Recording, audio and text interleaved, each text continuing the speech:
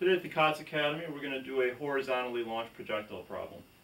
Let's see what we have here. It says a ball is thrown horizontally at 12 meters per second from a 6.5 meter high tower. You can tell it's a horizontally launched projectile problem because it is thrown horizontally. Okay, we have two questions that we've been asked to calculate. One is how long until the projectile lands, and the second is how far does it travel horizontally. First thing I'm going to do is just draw a quick sketch of what's going on here. This is a classic HLP problem, horizontally launched projectile. So I've got my tower, ledge, cliff, whatever it is up here. This is the ball that's being thrown off the cliff, and it's being thrown at an initial horizontal velocity. So the initial velocity is horizontal. It then, of course, follows a parabolic path until it hits the ground below. And so the path followed by the projectile is something like that. And it lands on the ground. Sometime later, and some horizontal displacement, this right here is what we're going to calculate in the second part of the problem. Okay. How do we do the calculations? Well, we set up the horizontal and vertical sections on our paper. So I have horizontal and vertical.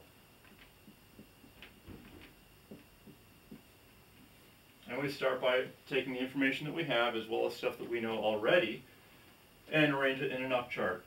So we have a horizontal up chart and we have a vertical up chart. Let's see. We have 12 meters per second. That's the horizontal velocity, initial velocity horizontal. VI is 12 meters per second.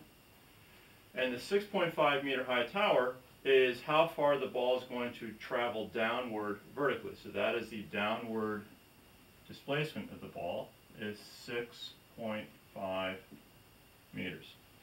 All right, those are the only two numbers given in the problem, but we know a few other values.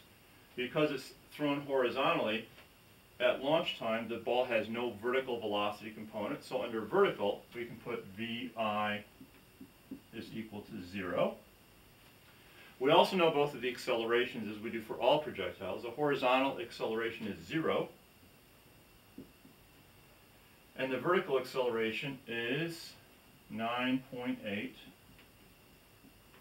meters per second squared down.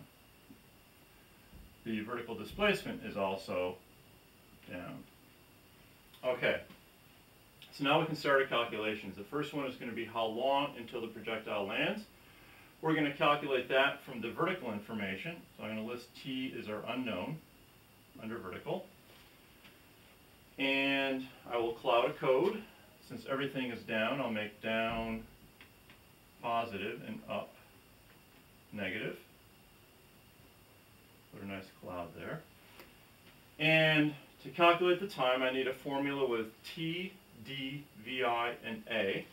The formula with those four quantities in it is D equals VI T plus 1/2 AT squared.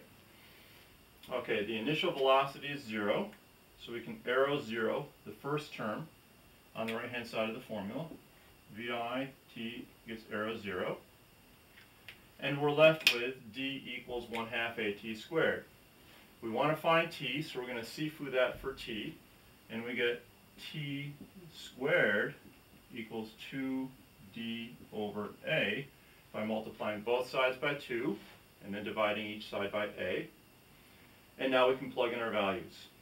T squared is 2 times, I've got my positive 6.5 meter displacement divided by a positive 9.8 meter per second squared acceleration. And I will calculate the amount of time it's in the air, 2 times 6.5 divided by 9.8. I get 1.33, but I have to take the square root of that to get the amount of time. So I punch square root, and I get 1.15 seconds.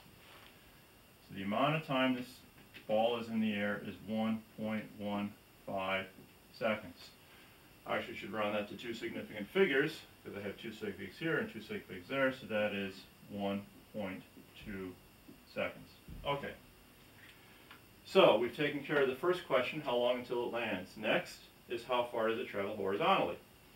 To find that, we're going to use the horizontal information.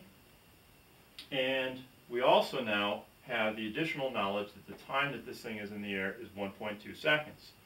Remember that time is a scalar, it doesn't have direction, and so time is the only quantity here that we could put in both vertical and horizontal. I can now list that as a known under horizontal, 1.2 seconds. And now I can easily calculate the displacement horizontally of this projectile. So I'm going to use my d horizontal as my unknown, an attractive green. And I'm going to use the same formula, d equals VIT plus 1/2 AT squared. In this case, it's the second term that gets arrow zeroed.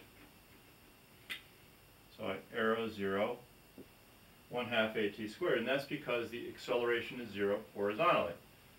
No net force in horizontal direction, it has no horizontal acceleration. Now I can plug in my values. D equals 12 meters per second times 1.2 seconds, and I get a displacement, horizontal displacement of 14.4 meters. And again, paying attention to sig figs, I should round that to 14 meters. And I'm done. This ball is in the air for 1.2 seconds, and it travels horizontally 14 meters until it lands.